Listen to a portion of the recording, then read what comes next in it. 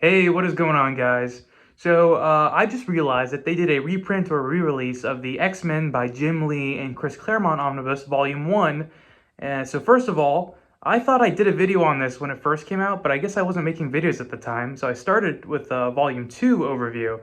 And second of all, since I have it right now, right here, I'm going to give you guys an overview of this book, and I'm going to talk about the contents a little bit and let you know my thoughts on it. So, let's get right into the omnibus. All right, as always, for the spine lovers, here's what the spine looks like. It's got that Wolverine on it. It's got the Volume 1, nice, classic, simple spine. Okay, and here is the cover that I went with. I think this might be the DM variant, I'm not sure. But I didn't want this one, but it was the only one that was available at the time, actually, but it's still cool. And here's the back of the book. They've got the classic Marvel Omnibus thing going where they show all the covers that are contained in the book itself. Looking really cool. Okay, and we're just going to get right into the book since it's just the simple black cover and everything.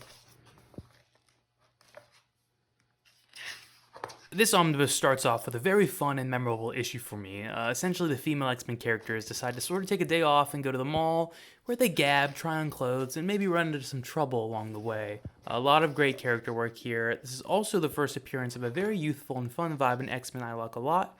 Jubilee, whose powers are essentially to create fireworks, a little more complicated than that, but that's basically what it is. And in the end, she sneaks off with them back to their home base. And as a follow-up to the girls issue, we get this guys issue where Wolverine notices that the team seems a little down, so they go into town for some chillin'. And it's the X-Men. There just so happens to be an alien invasion, and the X-Men essentially destroy them very quickly, and they take care of the whole situation very quickly so they can get back to their enjoyment. Alright, but now I've gotten way ahead of myself. I just wanted to talk about these two issues very quickly because I think they're a lot of fun and they set a really fun tone for the rest of this omnibus. So, first, let's talk about the contents. So, this omnibus includes Uncanny X-Men 273 to 280, X Factor 63 to 70, and then we have X-Men 1 through 9, and then material from 10 through 11 for that. And then Ghost Rider 26 to 27. Now, what is this omnibus really? Well, this is the Outback years of the X-Men, and if you're wondering why they're in the Outback, it's because this takes place after Fall of the Mutants, where at this time the X-Men are presumed dead. And if if you're trying to keep up with what's going on in the X-Men, like through time and whatnot, this is when Nightcrawler and Kitty Pryde also, join Excalibur because they're like, oh no, the X-Men are dead. But they're not dead. They're in Australia laying low, still doing hero stuff, and they have this spell on them where they can't be detected via technology. Now, their new home will present its problems, a messed up computer system and some Reaver revenge actions coming their way, but, we'll get to that. Guys, highly recommend this omnibus and the second volume. People say this first one is slow, but I think it's fantastic. The complaint I hear is that it's too much drama or too much talking, but I thought that's why we like the X-Men, all the amazing character work, and you still get iconic moments of action if that's what you're into, and iconic character introductions in this, so I don't see why this one is hit or miss for some people. It's fantastic and has a great cast of characters. I mean, we get Wolverine, Storm, Havoc, Longshot, Dazzler, Jubilee, Gambit, oh, and Psylocke, of course. I mean, come on, and the setting is cool. It's awesome. Come on, guys. Oh, and I should probably say, if you're a big Polaris fan, there's a lot of Polaris action here, too. Or at least sprinkled throughout. I mean, this is where sort of Zaladane steals Polaris's powers, and then, there's like the Savage Land mutate stuff, and all the X-Men are captured by Zaladane, and there's all that revolting and whatnot. And then the X-Men are away at this time, and Wolverine stayed back in the Outback. And guys, that's where the Reavers come in. This omnibus has a lot of cool moments and storylines in it, so it's hard to say, but this one with Wolverine, Jubilee, and the Reavers has got to be up there as potentially the coolest. Basically, Wolverine just gets wrecked, bullied, and tortured here, and we get the iconic image of him strung up like that on the X symbol, which you saw on the cover. And Wolverine has these hallucinations, and it's really interesting stuff for his character. And the X-Men don't help Wolverine out here. He's on his own. Or so he thinks, because Jubilee, Our little mall rat, who, if you recall, snuck off from that mall of the female X-Men and back to Australia, has been secretly hiding in the tunnels of their facility, stealing food and chilling or whatnot. And this is her opportunity to sort of step up and help someone, that being Wolverine. And, she makes contact with him during this big storm that's going on while the Reavers are sort of hiding out inside. And, he asks for her help. Okay, I realize you also probably just saw young Storm there, or, Storm looking like a younger version of herself. And, basically something happens where, Storm, even though she's already presumed dead, is again presumed dead by the people she is being presumed dead with. Wow, that's a bit of a thinker. But basically, for a reason, she gets turned into a younger version of herself, and there'll be more with that later. This is also where the Muir Island saga begins, and if you're unfamiliar with that too, it's basically Legion messing with everyone's minds over there, but it's not actually him. He's being possessed by another iconic X-Men villain, and the tendrils of that person's reach have spread beyond Legion, and it's corrupting some of the others on the island, some other notable characters. Freedom Force is involved here, but I think maybe that's where they're officially X-Factor at that point. I don't really remember. I will say the conclusion of this in Volume 2 is really, really quite epic. So if you're going to get this one, do yourself a favor and try to see if you can find the other one. I'm sure they'll reprint that too, since they did a reprinting of this one. But there's nothing on the table as of yet.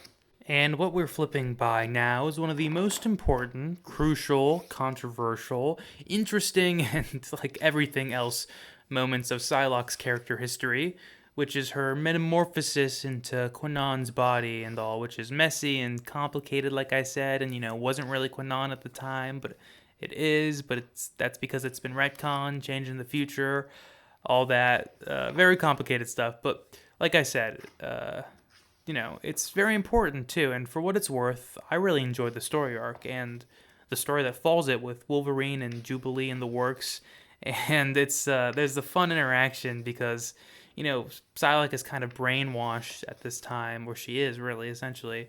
And Wolverine and Jubilee save her, but then Jubilee, she kind of doesn't trust her afterwards, even though Wolverine's like, nah, she's chill, don't worry. And it's like and Jubilee's distrust sort of stems from, her having been brainwashed, Psylocke, that is. But also, you can tell she's kind of just a little possessive, maybe a little jealous that, there's someone else that Wolverine's interacting with now. They were two peas in a pod there for a while after she helped him out with the reavers. Oh, this is also the omnibus that made me really start enjoying Forge as a character. And I should say I read this before reading the actual introduction stuff of Forge and the life-death stuff with Storm. That stuff is really amazing too, and would have also made me really like his character. But, I read that later. I read this first. He's great, though. He's kind of underrated, actually, isn't he? As far as X-Men go, at least. We need some more Forge love. I don't hear that many people raving about him like they do the other X-Men. But anyway, he has a bit of an outing with Jean Grey in this, and we end up getting some more backstory on Forge here. And we hear about his time in the war, and, his mysticism, and what happened with all that, and it's done in a very enchanting and presentational way that I really, really enjoyed. So if you've got some Forge reading recommendations, drop them in the comments below. Then we have our young Storm, who is running around trying to find her place in the world, sort of back to her roots or origin of being a little thief trying to survive. And in her defense, she's really confused at this time. She doesn't quite have her full memory and doesn't really know what's going on. So she's just trying to make it the best way she can, the only way she knows how. Then this is the issue here, actually, where Gambit makes his first appearance. And the reason that Gambit and Storm end up crossing paths is because, well, they're both doing some thievery on this person who is at least a villainous character. So kind of Robin Hoods, except the poor they're giving to is themselves, I guess, for survival purposes and whatnot. Now, for the Gambit newbies, he's a really cool mutant with the power to charge items with kinetic energy, then throw them, and then boom, they explode. He typically does this with playing cards, but it can be anything. And he's also very proficient in combat with his dope quarterstaff. And he's got an awesome history to him, too, and they dive a little deeper into him in the second omnibus when he's actually with the X-Men. Very cool issue cover here with Carol Danvers and Rogue, and this is actually, I believe, where they're finally separated and are two characters again. But as you can see, there's an issue with Carol's body looking super zombified, and they have a big fight over life energy since only one can remain. Ooh. and then Magneto comes and the record scratches. But okay, guys, there's a lot of stuff I didn't mention here, like some Dazzler stuff, some Colossus stuff, and, you know, the often confusing Siege Perilous stuff. Maybe you'll get it, maybe I just don't understand it that well. But this omnibus is honestly packed full of content, so check it out for yourself, because this is some of the dopest X-Men content I've read so far still. And also, guys, thank you for watching this video. We are so close to 100 subscribers, so if you're just watching, chilling, if you have seen my videos before and aren't subscribed, please do so, because I'm really excited. I didn't think we'd get this far. I didn't think there'd be that many people invested in these omnibus videos, and I'll keep making them for you, and I'm going to strive to make them better and better.